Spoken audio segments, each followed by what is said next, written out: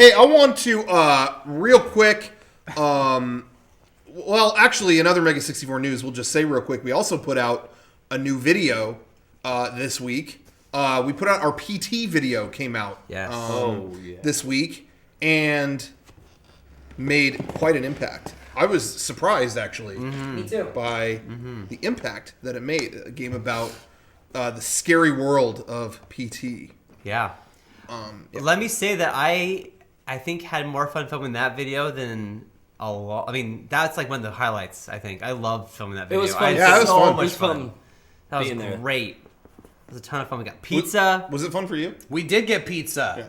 It was good pizza. Yeah. It was good pizza. Yeah, it was pepperoni and meatballs. We had catering at our shoot. That is very rare. It was the highlight, but that's not to detract from how much fun we did have filming. But yeah, I had a ton of fun filming, but it was a video that kind of we kind of came up with, not on the spot. We did it ahead of time, but it was still kind of, what am I trying to say? It was like we were still kind of discovering it as we were going. Let me take the reins here. The video kind of came about just in a conversation real fast in our office, which was, dude, what if we made a video that was filmed like PT? You're stuck in that hallway, but instead of a ghost, it's the Konami. It's just some guy from Konami like, and I remember describing that, and I went, and I smacked my head so hard against the wall behind me that after 20 seconds of pitching the idea, it was like, ow, fuck, ow. And then, okay, we'll just do that. And we didn't discuss the video again until we showed up that night. Are you okay? We'll do that. Are you okay? Yeah. So with that much planning, but we went into the shoot. Yeah, Derek blurted that out, though, and I couldn't stop thinking about it for days after. I kept like, damn, yeah, that was a good idea. I want to do that. I want to film something like PT. I was really jazzed about it, and I brought it up to Dominic, and he was like, "Oh shit, you got to film that." Yeah, I don't know. It just seemed like, oh, this is a really good idea. When you pitched it to me too, I was instantly like, "Yeah, I definitely want to help you film." It's a really good point. So we went into it. Garrett knew of an old house. That had the perfect hallway for it and bathroom. Freaky house and freaky bathroom. Yeah. And so we got that anyway. So we went there on late at night, and it was perfect. And it was really fun to film. I asked Derek if he had fun during it, because what I did feel like is I had a blast filming that video, but I wasn't in it, and I feel like Derek had a lot of.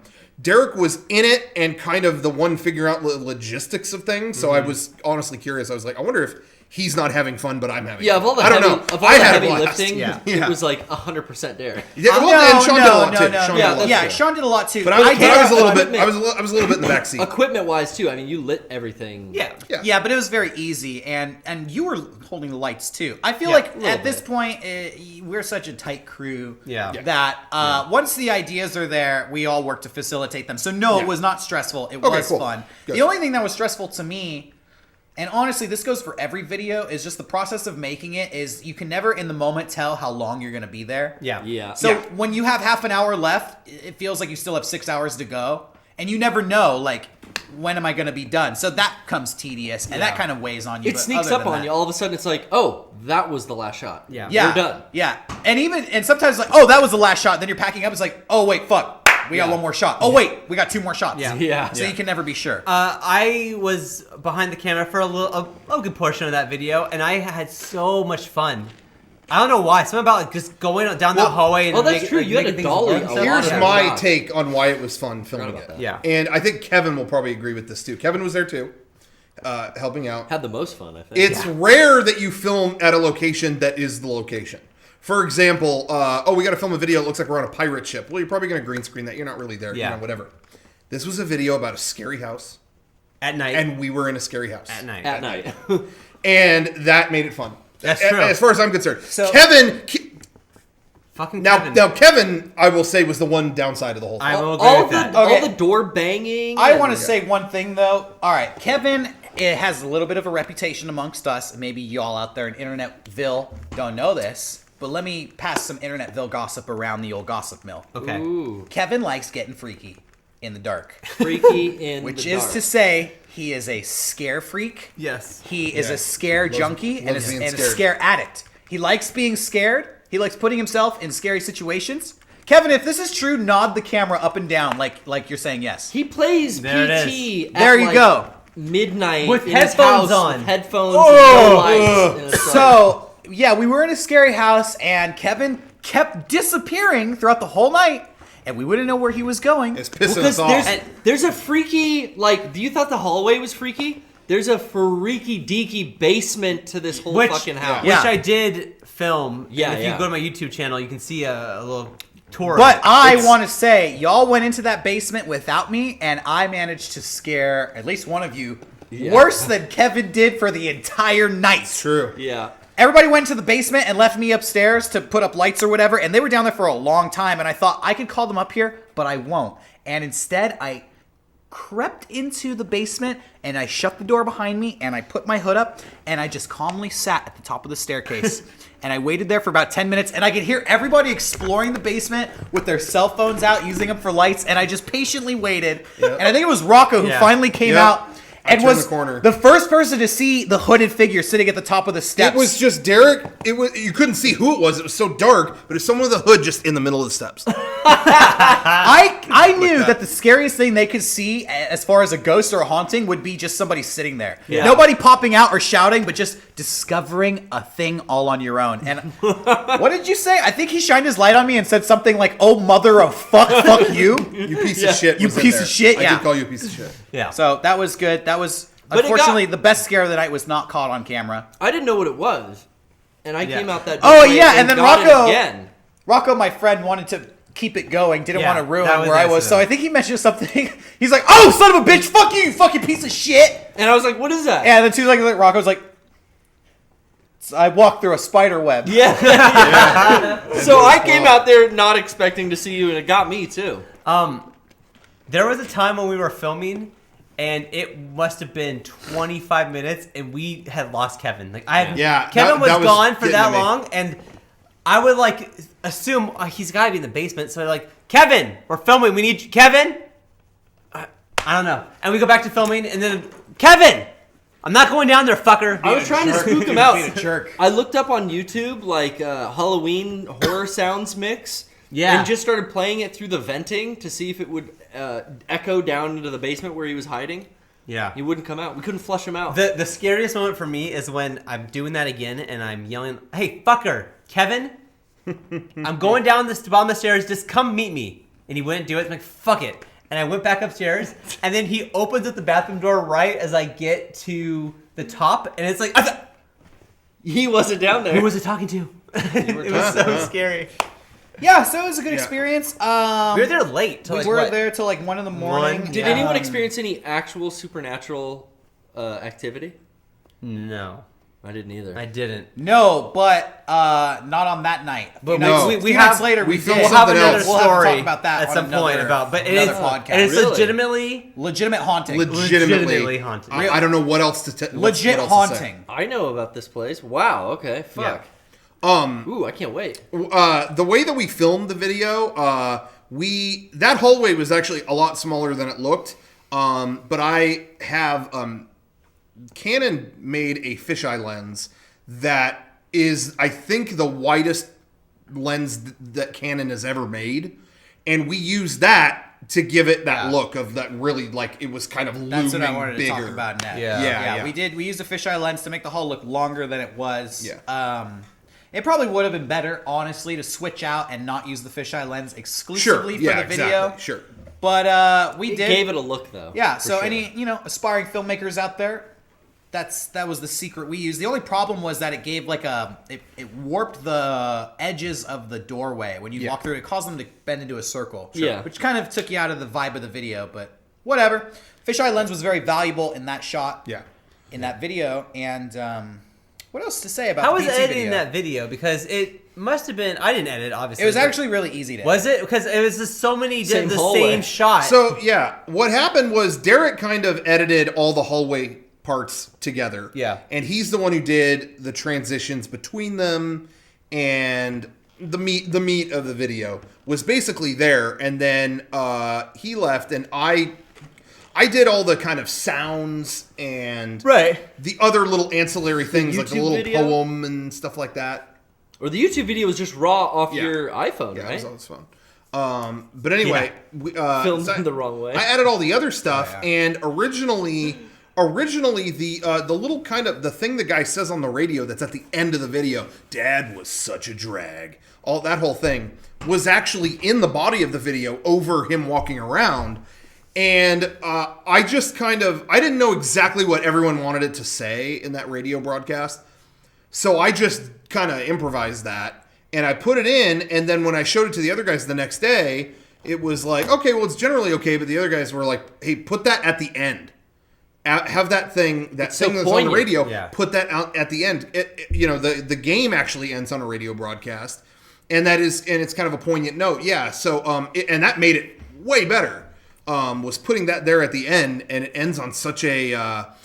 It's always interesting to me to end a video not on we always try to end on a sting or a big laugh, and the absence of it is almost a bigger stinger. Yeah. So I really was happy with that. Like, oh, this isn't funny. This is sad. Yeah. This is a statement. This sucks. That video got around. Yeah, it did. It did. And a whore, so right? we saw it on... No, I wouldn't say like that. a video. like a viral video or a virus. Hey, Garrett. What? Shut up. Oh, come on. Yeah. Come on. From him? Dude, I you would are take it. lucky you are so sexy to get away with that shit. You are Why? I'm gonna say. If you were looking like me, you could not say that stuff. Anyways, back to Rocco. The video got around. It was on all kinds of news sites. And at one point, we were the number... I don't even know if I told you guys this. We were the number one search result when you search Konami. We were? On Google. Number one, when you look at it... Suck it, Konami. It just said right there... Wow. A video made for people, fans of Konami, who need a laugh right now, or something like that. And I was going to say, I think the video, more or less, people took it as, kind of a burn on things. I don't think any of us care, and even people out there, I'm not even speaking for me or whatever, but I think people in general don't care, or I should say, they understand that Konami is transitioning to a new business. If console stuff wasn't working out for them, they have to look out for themselves, and they're shifting to a new platform with mobile games or whatever. Okay. I think this video is more a burn on how it was handled. Yeah, they handled it as bad as you possibly could handle something. It wasn't really, it was a video more about how unfairly it was kind of handled to the people who supported them and also, worked there or whatever. And I think it was more about that, about the execution versus what they did. Yeah, businesses go out of, that business is a shift. That happens. Yeah. And two, I think maybe people... Maybe our reputation precedes us a little bit, and people might think we're a little bit more venomous than we actually are. Because I feel like we approached this video with just trying to make a funny video about PT and about what was happening, and didn't really read too much into what we were doing or what we were saying. We were just coming up with gags for a PT video that fit into the context of what was going on. Because I read a lot of people's reactions like, wow, you guys really burned Konami. Wow, you guys didn't pull any punches. But these are things that are actually happening. Yeah, and I just felt like, well, we were just on the spot. Like, okay, what's the next gag? He walks through and his eBay listing is gone. Okay, what's the next gag? We were just showing what was happening. Yeah, maybe his YouTube video is taken down. Then we'll portray that like it's scary. Sick burn, but we're just pointing out things that these are just things that happen. Yeah, we weren't trying to cut to the core of Konami and be like, no, we're friends with people that we'll there. Stick it to them. Yeah. It's just like, no, let's just be funny. Yeah. So working with them for us was always a positive experience, but these are things they have done and they were in the video. That was really it. It's a changing of the guard. I mean, like you said, businesses they change their format. Yeah. But it's sad the way the fans have been kind of fans, and I feel like in the cold. A lot of people who worked at Konami also got fucked over. Yeah. So the only thing that's sad to me is that good games will not be coming out. Yep. Everybody who lost a job, I'm sure they'll get another job. There's enough jobs in the world. There's enough money to make Konami happy. Honestly, we don't really know. We don't even know what people happened. have lost jobs. We don't know the inside. We don't. But all we could say, kind of with some certainty, is that some games we were looking forward to will not be coming out now. That's what's sad, and the way that they were kind of ripped from the way in which they were covered up was just funny. We made fun of it. Strange. I think that our video is at times legitimately scary, though. I think that... Yeah, I was going to say, when I was doing the sound effect stuff, I was going through frame by frame to move some parts, and I forgot about your fucking through the door.